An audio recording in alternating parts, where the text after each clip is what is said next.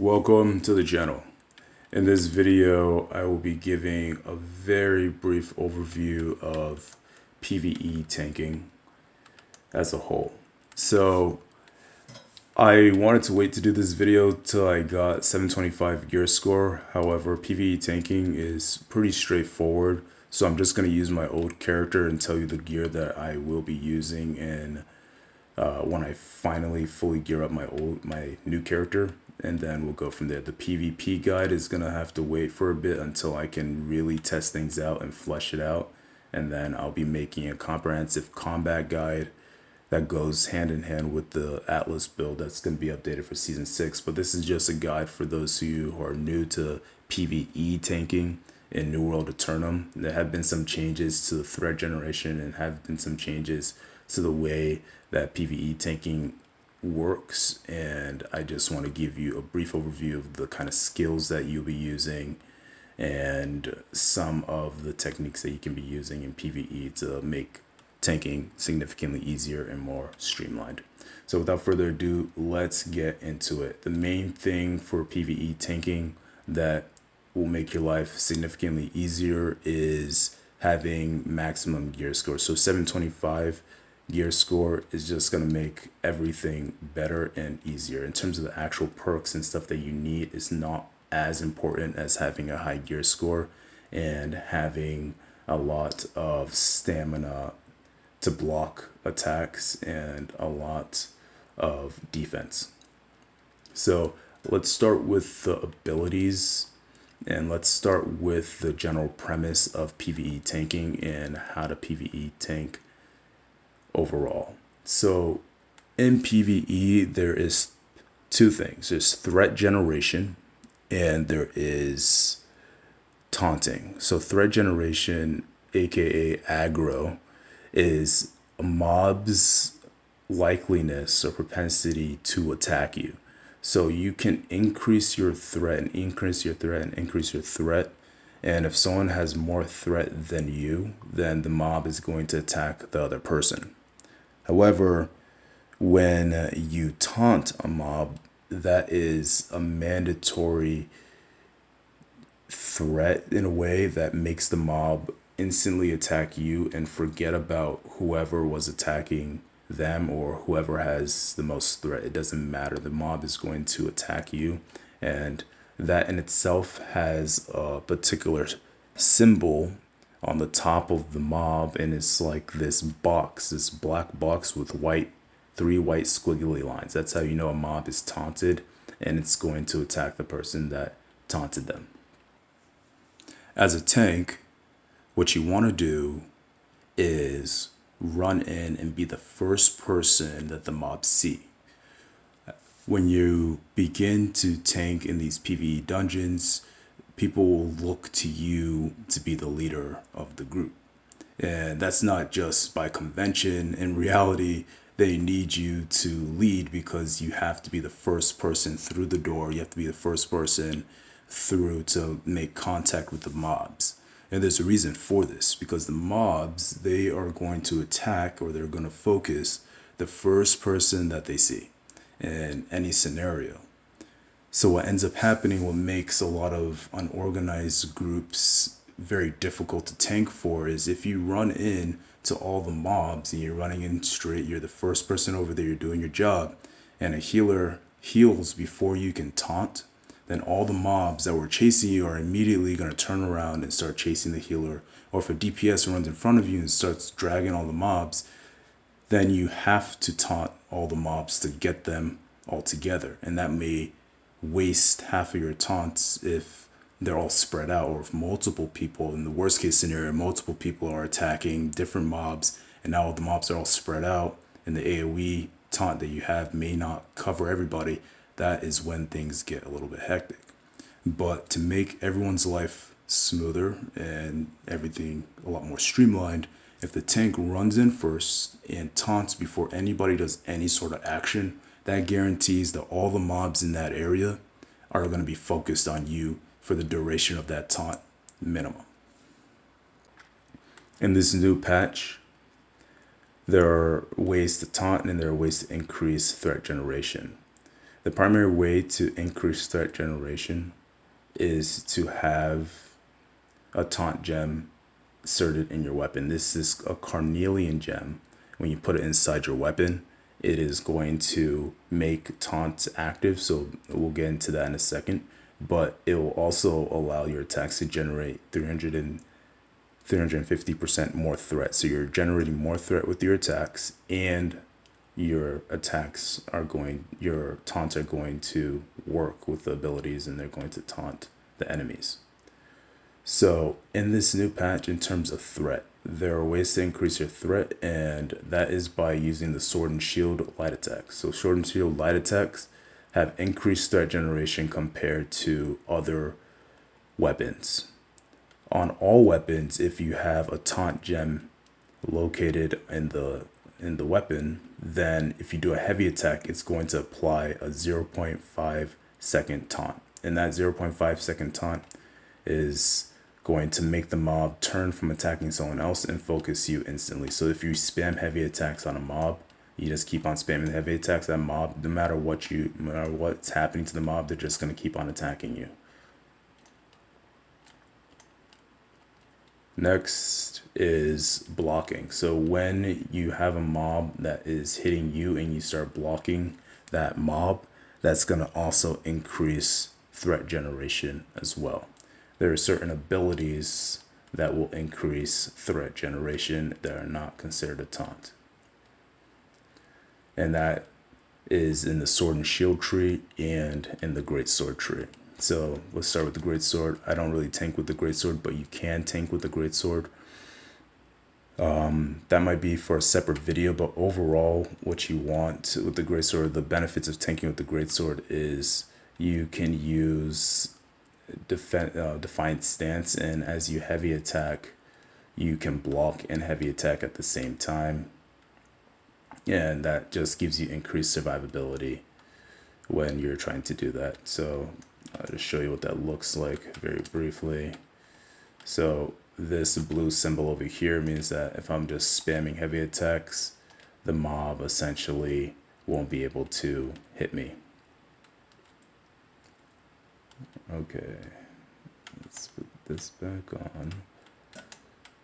Next, let's go into what we're actually using. But what I did want to say was certain abilities have increased threat generation. So steadfast strike, you can see in the description, 150% increased threat generation. So that just increases the mob's likeliness to attack you. But baseline sword and shields light attacks, and the third light attack in particular, those increase your threat significantly. And there's passives within the sword and shield tree that are going to increase your threat as well. This is an ability, or this is a passive right now that is going to increase your threat, and this is irrespective of the third light attack at baseline increasing threat generation. This is another example of an ability that has increased threat generation. So these are not taunt specific, and you don't need a carnelian gem to have increased threat by using these abilities. Let me go through this entire tree and I'll build it with you to give you an idea of what kind of specs you can use for PvE tanking.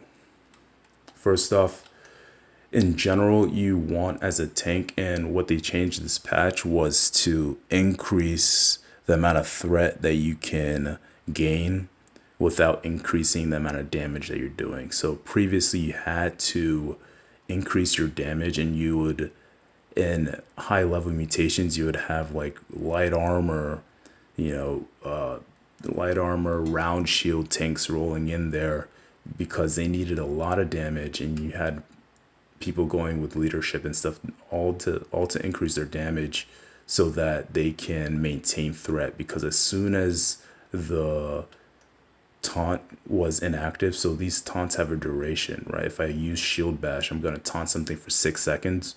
Once that 6 seconds was done, if I didn't have enough threat, then the mob was going to go straight for the healer or straight for the highest DPS. But now they've added these mechanics like having sword and shield, third light attack increase the threat, having heavy attacks have that 0.5 second taunt. All those things increase the tank's ability to maintain aggro, and also blocking also increases the threat generation. So when a mob is hitting your shield and you're blocking it, that's going to increase the amount of threat that you have, and they're more likely to continue hitting you. So they made it a lot more intuitive.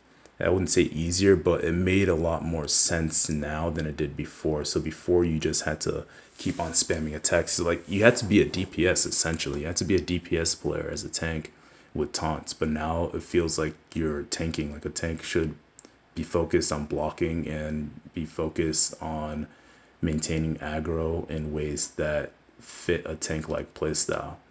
And there are benefits to blocking, and I'll go into a PvE survival block loop in a second.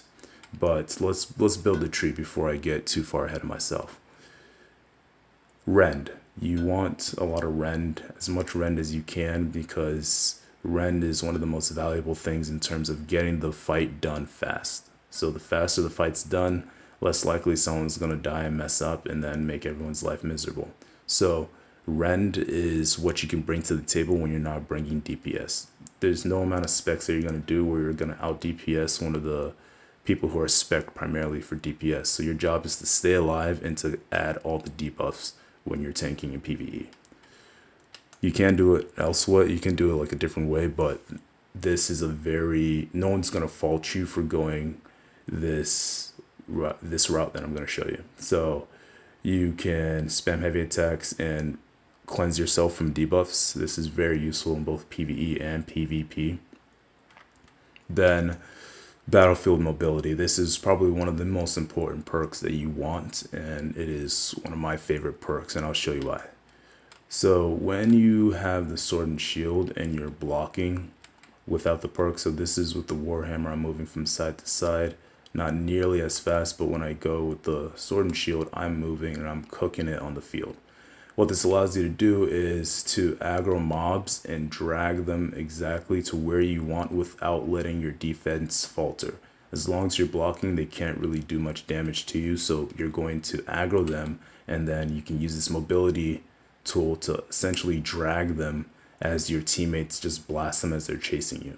It is one of the best ways to avoid damage and have your teammates not have an issue with DPSing them down. That's what we need with the battlefield mobility. Next, on this side, we went with Shield Bash. This is going to give us a taunt. Taunts are very valuable because it's just 6 seconds where you don't have to worry about maintaining aggro or anything like that. They're just going to attack you and they're taunted. So that's a mandatory aggro thing on their side. This is going to increase threat. So if I use the Shield Bash, it's going to taunt them, but then this Shield Bash in itself is also going to increase their threat. So even after the taunt's done, you have increased threat generation. This is going to increase our armor, good for staying alive. You want to always have a lot of stamina resistance, so make sure that block is not a weak block. This is going to increase magic resistance. And then Shield Rush. Shield Rush is a very, very good tool for staying alive. This is going to apply a weaken, 20% weaken, decrease the amount of damage that all the mobs are doing. This is an AoE weaken, so everyone around that area is going to get weakened, even if they're not hit. And then Shield Rush, there's a perk that I'll show you on the armor or on the shield that gives increased armor. When you use it, it's going to increase the fortify, and there's a lot of fortify, and it multiplies by a factor of 3 if you hit 3 people. So you can get an insane amount of armor when there's a bunch of mobs and then you hit this ability. So it's going to apply that weaken. Defender's Resolve and one with the shield. This is a new combo that's out in this patch, and it is absolutely wonderful for tanking in both PvE and PvP when you have a lot of mobs on you. So the way it works with the tower shield, and you'll always be with the tower shield if you're in heavy armor and you're tanking with heavy armor and you want the maximum amount of survivability and the maximum amount of ability to hold block and have stamina resistance. So when you're with the tower shield, you're going to increase the duration of buffs by 5%. Defender's Resolve is considered a buff when you use it, and what it does is it's going to decrease the amount of damage that you take and decrease the stamina damage while blocking. It's the stamina damage primarily that's really good with this combo, because when you use this so when you block and you use Defender's Resolve, you're going to taunt everybody around you. They're going to all come and converge onto you and start hitting you. When all those mobs are just slamming you, there's going to be a increased buff duration by 5% per hit, and there has no cooldown for this. So this ability, I've had this ability last up to like 17-ish seconds, 15-ish seconds, and I know that because the cooldown is almost like about halfway through, and I still have the buff active. It is kind of crazy. And if you continue to build your character, like I don't even have a full refreshing build, but if I built a character to have all refreshing on it and was spamming this attack and had this, and there were a lot of mobs hitting me, you could probably have this go back to back to back and not have an issue with it. The main thing, at least in PvP, this is not PvP guide, I'll go in depth with a full PvP build, but you want this heal sometimes, and you can get this heal by bar swapping, and that in itself was going to activate the heal, but it's not going to be 10%. It's not going to be augmented by 10% with this passive over here that we like. So you traditionally do like to stay on this bar and let this heal come from this wearing off, so it can be boosted by 10% regeneration and healing on the sword and shield bar and not the Warhammer tree.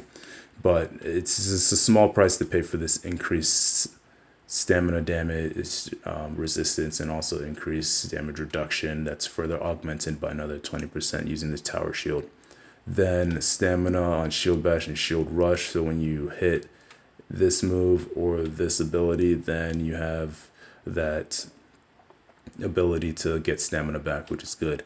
This defensive formation is also very good, and this is an ability that will allow you to take care of your team better than anything else, in my opinion. So anytime there's a mob, or anytime there are people who are just panicking and just running around, and you have aggro, but there's some unavoidable damage like a dot on them, or there's fire on the floor and they're just sitting in the fire cooking themselves, you can hold block and just decrease that damage by 30%. So this, in conjunction with like a healer's Sacred Ground, should be able to compensate for anyone's incompetence. But at the same time, it does help you because it retrospectively decreases damage of things that were hit prior to you blocking. So if someone hits you with any sort of damage over time effect and it was ticking for 500, and then you start this, it's going to decrease, or you start blocking, it's going to decrease that damage going forward for that damage over time effect, as long as you continue blocking. Then this is going to increase threat on the third light attack. And so this is in addition to the baseline threat generation increase as well. So that's what the tree is going to look like for the sword and shield. For the Warhammer, let's do this. So the whole thing, like I said before, is if you're not bringing damage to the table, then the thing you can bring is rend. And Warhammer is like the king of rend.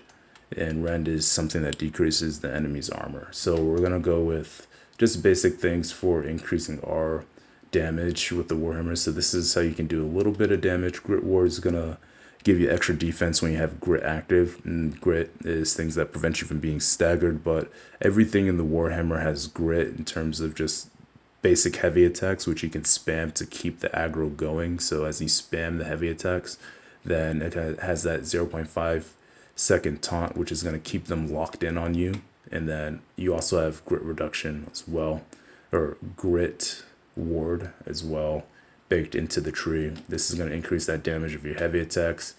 Then you go with Armor Breaker to have that penetration. You're going to give it Grit, and then you're going to give it a rend as well. You want to have quick recovery, so as you're spamming heavy attacks, you're going to have increased cooldown. And then this is as you're trading with things. Anytime someone hits you and you hit them at the same time, then you're going to have increased damage. Shockwave is going to be our main taunt. And then you also have weakened with this as well. Clear Out is going to be our primary heal with Shockwave, and they're our primary heal because of this ability over here. So hitting a lot of people with Clear Out. So Shockwave into Clear Out, that combo itself on all the mobs is going to heal you for a lot. even if you don't have a healer with you at all. And so this fortify is not locked to the weapon. So when I use this clear out, everyone around me is going to get fortify, and that includes yourself. So when you use clear out and you get this fortify, you can bar swap to the sword and shield and still have that fortify. Let's see if there's a mob over here. I'll show you real quick what that looks like. As I roll over here and I do a clear out, see the fortify is still active. 2 seconds, 1 second. All right, now we actually have to kill this thing.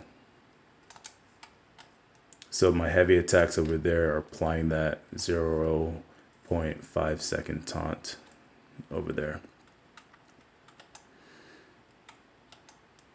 Where are we? Yep, so fortify, healing, debuff. This is just going to increase your damage if there's an enemy afflicted with the Warhammer debuff. So this is the armor breaker is going to apply a debuff, and the shockwave is going to apply a debuff as well with weaken. So anytime they're hit with any one of these, then you're going to do increased damage. If you weren't using armor breaker, then you could go with exhaustive attacks. In PvE, it doesn't really do much, but it's going to ensure that there's a Warhammer debuff. So all the Warhammer abilities will apply this, and then that's going to allow you to augment your damage here. In terms of this decreasing Warhammer cooldowns, this is probably the best thing you can do in terms of decreasing cooldowns, because rune glass gems, and I'll talk about that when I get to the gear. Actually, before I forget, I'll just say it right now. Let's say you have a rune glass gem, and so this is just a gem that has like any sort of damage over time effect. So this deals lightning damage for 2 seconds. This counts as a debuff. So if I hit them once and then I hit them again with the light attack, it's gonna essentially count as a debuff. But there is no shortage of debuffs going around. Just existing mobs tend to have some form of debuff on them, so you will get this no matter what you do.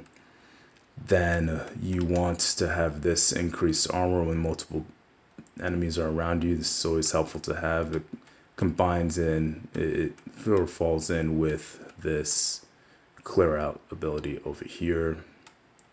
And then you could go for Wrecking Ball for extra CC instead of Armor Breaker, but Armor Breaker is just really good in PvE in terms of getting the ball rolling. And so these are just the mandatory things. You can put everything, actually this is also mandatory. You want to have this increased range as well. So the last skill point is a flex spot. You can put it wherever you want. Me personally, I like to go with this increased damage over here and go like that.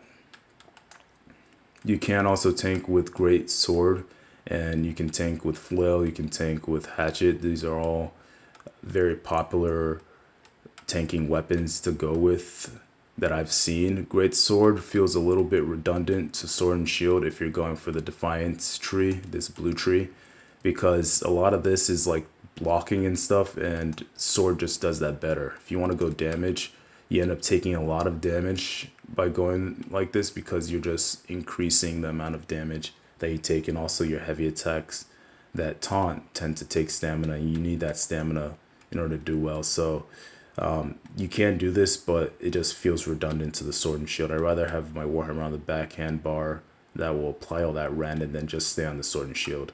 Flail is good if you want to have increased healing. You want to go focus and constitution, have that increased healing, and then also have this increased defense as well. And Flail has a lot of taunts on it too, so that's a taunt, this is a taunt and stuff. So they have a ton of taunts that they can use to make life easier. So going Sword and Shield and Flail and Shield, you have like 4 taunts available to you. Same thing with Warhammer over there. In terms of attribute points, 350 con and 250 strength. So with 725 gear score, you should be able to reach about 300 strength and 350 con. You don't really need more than 350 con. 350 con and all the defense that we've been talking about should be sufficient for you.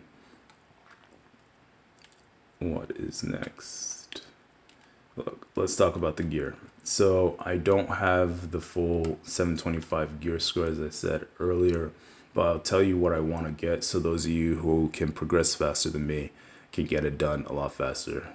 Residency has been a little bit of a struggle right now in terms of timing and getting a lot of free time to get this stuff done, but when I have a break, I should be able to grind everything out accordingly. Heavy armor, of course, you want to stay in heavy armor, increase block stability, and just gives you that extra defense. You're not really moving too much. In terms of the gear, the gear doesn't matter as much as the gear score, but in general, in terms of things that will make your life easier, go with health on as many pieces as you can over here. And then you can go with Enchanted Ward being another good pick, and refreshing. So health, refreshing, Enchanted Ward does just fine. And so in terms of getting 725 gear score, you can get the named items from the new raid, the Hoplite gear, and I can link in the description and the New World database link to that. That has Enchanted Ward and health on it, which should be good in terms of overall survivability and having a very high gear score. Or you can just craft whatever you want, essentially, like health, refreshing, and like elemental aversion, or the decreased dot damage on you, the haste, the new perk. I forget the name for it, but it's also on the name drops. It comes on the foot as well. I'll put that in the description as well. But for the most part, not a very big science to it, not strict in terms of what you need over here. I use health, and the only perk that I really need on the body that's a weapon perk is going to be the accelerated defiant stance. And the reason I have that is because it's going to increase my healing by 8%. Next, so that covers the gear.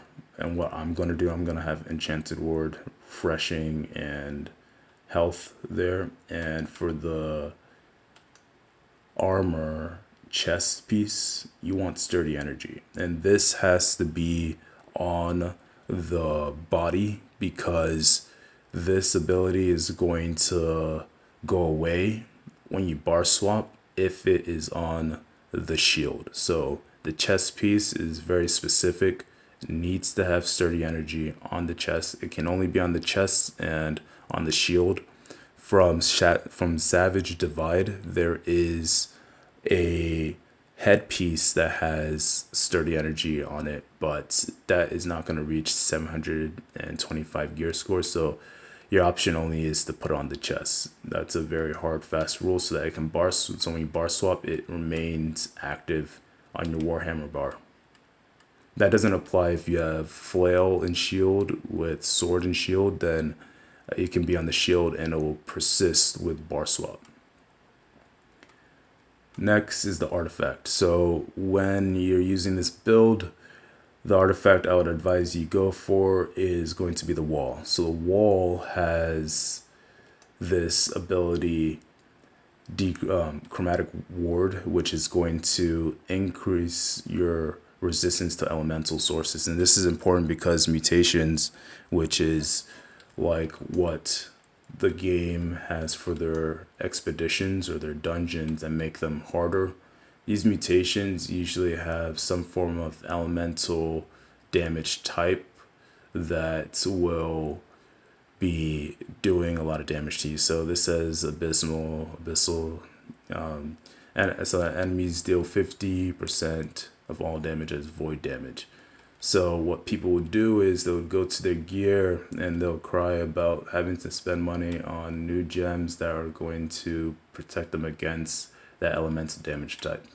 No longer. So with the wall, you can just use this and have decreased damage towards those elemental types, and then you can be a lot more generous with whatever you're wearing in terms of the gems that you put on the armor. Anytime I tank in PvE, I don't change much from PvP. I just slot on the wall instead of either Freedom or Void Dark Plate that I use for PvP. And for this, you just want Fortified Shield Rush. So like I said before, This is going to give you a lot of armor. It says 35% here, but if you hit multiple people with this, you can times this up to 3 times. And you just have to hit them, all 3 of them at once with that. And that's fairly easy if you line them up and you stack them up pretty easily. It has sturdy on it. Sturdy is pretty much mandatory if you're using a tower shield. It just augments your ability to keep that shield up. And then, so sturdy is in the same perk bucket as sturdy energy, which is on the chest piece. So if you have sturdy energy on the shield, you can have sturdy on the shield as well. In terms of the weapons, the main thing for the sword is having refreshing move. That's going to be very helpful for you. And you can have sure footing. So in an ideal world, I would do a handcraft, a 3 perk craft of this to get 725 gear score with sure footing, refreshing move, and Triton recovery. So sure footing is going to increase your speed. So with the battle mobility, like I had before, if I have sure footing in addition to this, it just makes me move even faster, and they both stack with it. So this is the Warhammer moving from side to side. I'm moving like a turtle, but then I am just cooking it like this. And it is one of the best things in both PvE and PvE in terms of just being an absolute menace on the battlefield. For the Warhammer, what you want, the mandatory perk here is going to be Triton recovery and sundering clear out. What I'll do is for PvE, I would use the new artifact that gives the life steal on knockdown enemies. So that's more for a PvP type spec, but man, why can't these mobs just leave me alone? That's mainly for a PvP type spec, but I could see it working in PvE. Healing is not really an issue in PvE as you have a dedicated healer with you at most of the time, if not 90% of the time. Stone form, this we're gonna just upgrade this to 725 if that's possible. I don't know if they've increased the gear score for this, but yeah, you just want stone form. You want the healing stone form, and you get this from Lazarus dungeon. So if you go to activities, you go to the expeditions, you go to Lazarus, and then you can get this on normal. You don't need to do the mutation to get this. For the amulet, the main thing you want is health here, and then essentially this protection, you can just get the elemental protection for that particular dungeon type, for the mutation type. And there is, you can have divine as well. Divine and health, pretty good standard perks to have. Divine is not a hard fast rule. Health, very, very helpful, and I recommend you just keep that. And then the protection perk over here, you can change that for whatever elemental damage is coming over there. So this name drop comes with health and thrust protection, and I put divine on this. What you want is the one that has divine and health on it, and that is a name drop that comes from Eden Grove.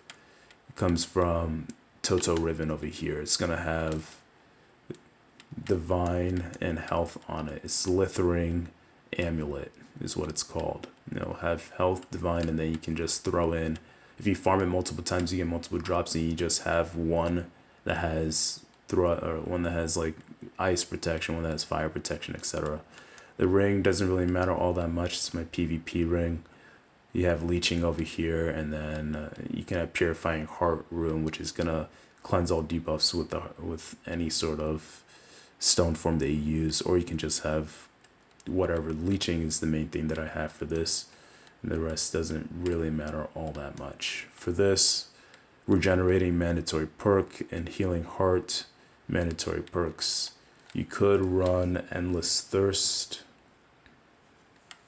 like so, and Endless Thirst is very interesting because what people don't really know about Endless Thirst is if I pop Endless Thirst and then I use my attribute food, this well fed is going to be augmented by endless thirst. So it's going to increase its healing. This baseline regeneration is going to be increased by endless thirst. So you can actually just pop your attribute food and then remove this guy and then put back on your normal ring, and you would have that increased